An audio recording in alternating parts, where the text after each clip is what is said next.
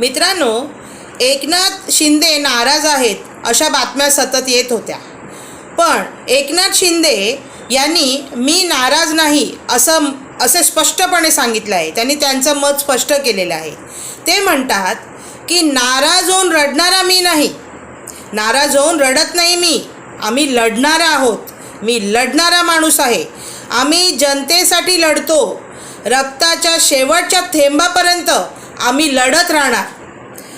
लाडक्या बहिणींचा मी लाडका भाऊ आहे.